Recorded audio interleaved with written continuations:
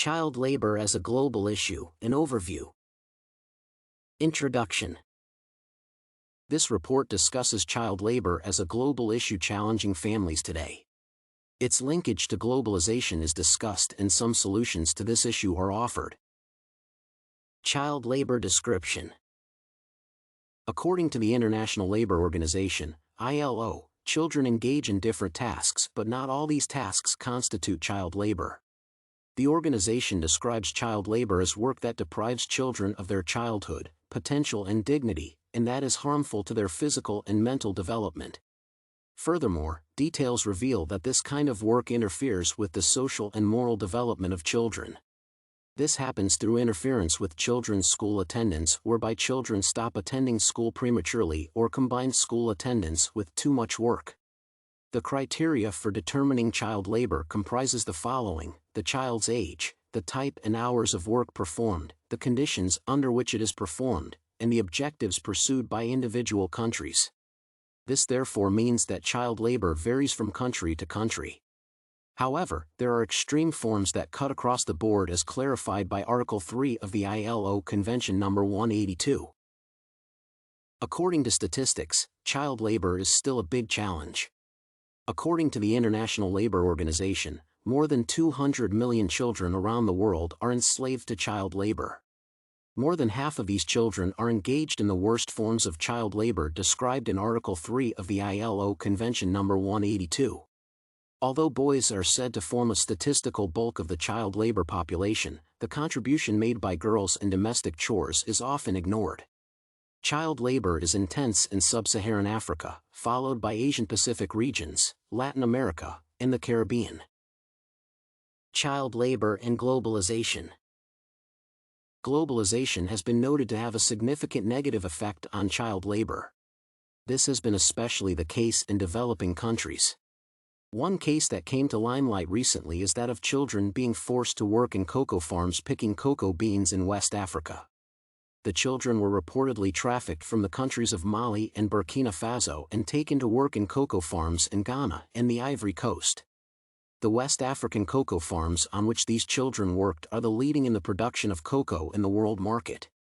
Cocoa is the main ingredient in the production of chocolate, candy, cookies, and cocoa butter.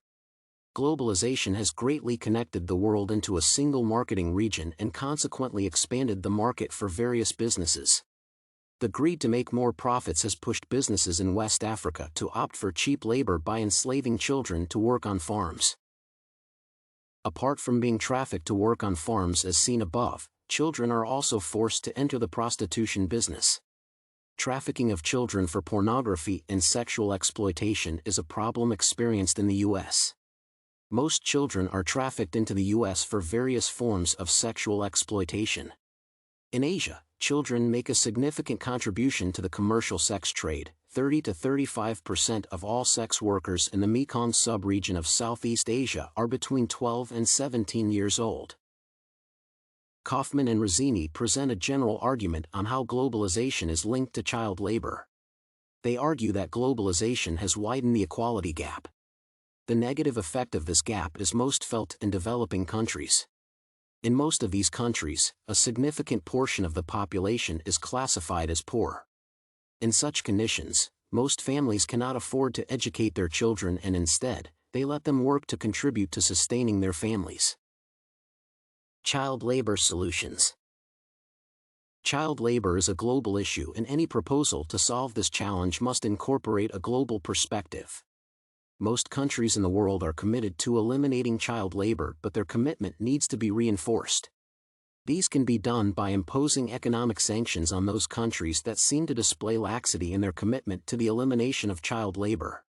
Imposition of economic sanctions is a technique that has been tried before and proved to work when there is a need to make countries align their policies to globally desired policies. Another way of eliminating child labor is by encouraging multinational corporations to ensure that their supply chains do not involve child labor at any point. Multinationals have a strong influence in developing countries and they can easily influence how their partners undertake their business. Conclusion. Child labor is a great global challenge that needs to be tackled from a global perspective. Statistics show that a huge percentage of children are engaged in child labor. Globalization is significantly linked with perpetrating child labor. It is widening the equality gap and opening up channels for child trafficking, forced labor, and sexual exploitation. Solutions to the child labor challenge have to incorporate a global perspective for it to be effective.